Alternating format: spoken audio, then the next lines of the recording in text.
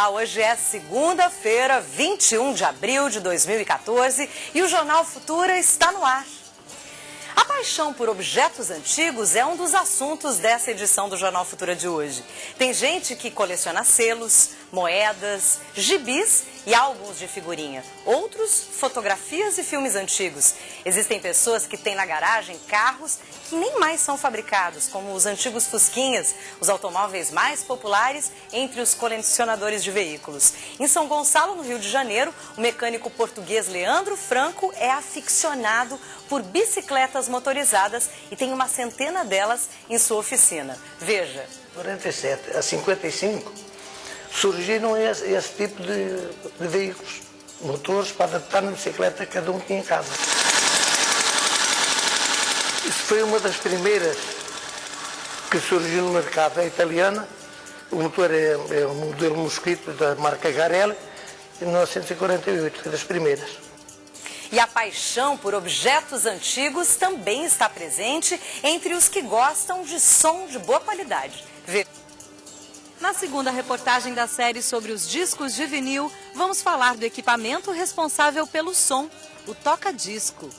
Hoje o vinil você consegue ouvir as músicas com uma diferença muito grande, né? Você, no MP3, o próprio CD, né?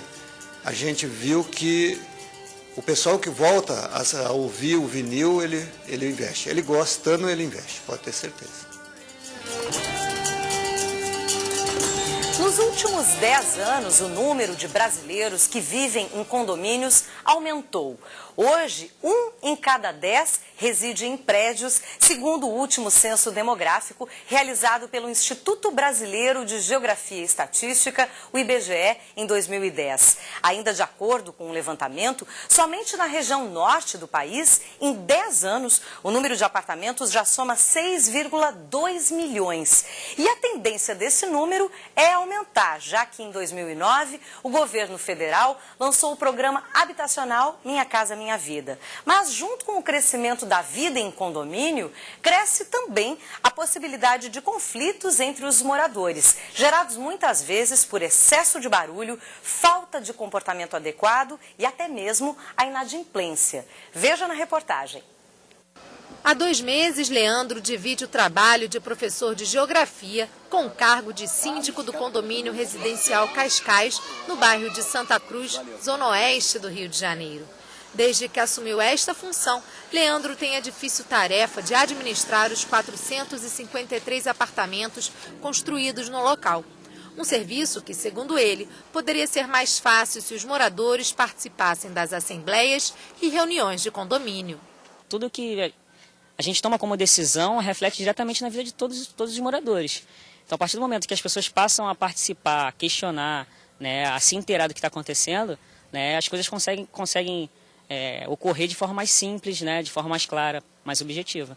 Participar de tudo que está acontecendo, que é para a gente mesmo, né? Tem que saber o que está acontecendo no nosso condomínio e valorizar nosso condomínio também, né? Fazer tudo para melhorar mais ainda aqui.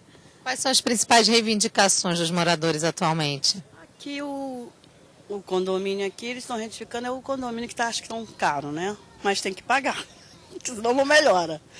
E aqui eles estão precisando área de lazer. Na medida em que o bairro, o condomínio, o território vai criando formas de cooperação, de vida comunitária, isso certamente estimula os indivíduos a se juntarem, a se unirem e participarem de reuniões, organizações voluntárias, associações de moradores, qualquer coisa que valha. Mas a importância de se criar uma cultura comunitária de participação, de cooperação. O condomínio residencial Cascais foi construído por meio do programa Minha Casa Minha Vida, criado pelo governo federal em 2009. Os apartamentos são financiados pela Caixa Econômica Federal. O valor das prestações equivale a 5% da renda familiar, que aqui varia de R$ 500 a R$ 1.600. Além da prestação, os moradores pagam uma taxa mensal de condomínio, que hoje é de R$ 79.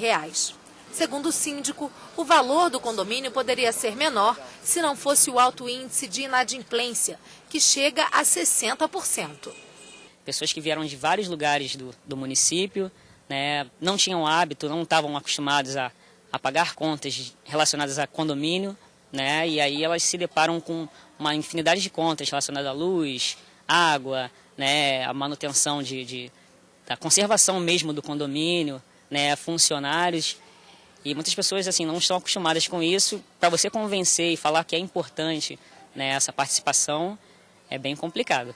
A inadimplência atrapalha aqueles que são adimplentes, porque a gente precisa de verba, né, para botar os planos em práticas, e não pode ser exercido por causa do alto nível de inadimplência. Para a gente poder melhorar cada dia mais o nosso condomínio, a qualidade de vida do nosso condomínio, da nossa família. Quando o indivíduo ele tem que participar, tem que viver, morar num local, numa forma, por exemplo, como um condomínio, ele tem que, de alguma maneira, coadunar-se com as regras. Agora, ele pode também, em conjunto, mudar as regras. As regras são construídas coletivamente. Quer dizer, essa dificuldade de adaptação às regras, a uma vida mais regulada, ela está em todas as classes sociais, em diferentes momentos. Quer dizer, cabe justamente aos indivíduos uma busca pela participação nesses canais de vida comunitária, para justamente fazer as regras, aprender como são as regras e respeitar as regras. Isso demanda tempo, isso demanda uma cultura mesmo de educação em relação à convivência num mundo de regras, num mundo normatizado. E no quadro Direito da Gente de hoje, nós vamos saber um pouco mais sobre a paternidade socioafetiva. A paternidade socioafetiva é aquela que é constituída na convivência familiar, independente da origem do filho ser biológica ou não. No Brasil, o assunto vem ganhando força e tem avançado nas discussões do direito de família. A relação de paternidade não depende mais da exclusiva relação biológica entre pai e filho. Por esse ponto de vista, portanto, toda paternidade é necessariamente socioafetiva. E nas ruas da cidade do Rio de Janeiro, a população tirou as suas dúvidas sobre esse tema. Veja.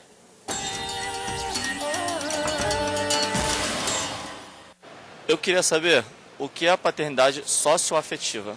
A paternidade, ela pode ser decorrente de vínculo biológico, do vínculo de sangue, como ela pode ser decorrente da convivência social, dos vínculos de amor, os laços de afeto que são travados. Isso é paternidade socioafetiva. Não há um laço de sangue, mas é travado o estado de filho, o laço de afeto.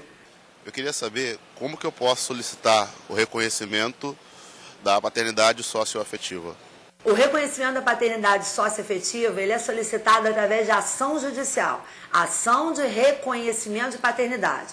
O Estado de Pernambuco, ele é até pioneiro ao permitir esse reconhecimento diretamente no cartório, mas em regra é ação judicial para ver a paternidade reconhecida. Eu gostaria de saber quais os direitos que estão previstos para os filhos socioafetivos. O filho socioafetivo, ele tem os mesmos direitos que o filho biológico, ou seja, ele vai ter direito a alimentos, ele tem direito à herança, são assegurados exatamente os mesmos direitos que o filho biológico. Eu queria saber se é preciso testemunhas para reconhecer a paternidade socioafetiva. Quanto à paternidade biológica, se realiza o exame de DNA, e o exame de DNA ele comprova a paternidade. Como a paternidade socioafetiva ela é decorrente de laços de afeto, de uma relação de amor contínua, há necessidade de você comprovar através de vários meios de prova, inclusive da utilização de prova testemunhal, ou seja, da oitiva de testemunhas. Eu queria saber como a Justiça anda lidando com os pedidos de reconhecimento de paternidade socioafetiva. Olha, a Justiça tem já reconhecido vários pedidos de paternidade socioafetiva, até porque é uma infeliz realidade no Brasil o quantitativo de crianças que não possuem um pai na sua certidão de nascimento. Então, seja um vínculo biológico ou seja um vínculo decorrente de amor, o Judiciário brasileiro ele já encara esse reconhecimento como uma realidade, inclusive com decisões dos tribunais superiores. E daqui a pouco nós vamos falar sobre a paixão por objetos antigos. Em São Gonçalo, no Rio de Janeiro, o mecânico português Leandro Franco tem em sua garagem uma centena de bicicletas motorizadas.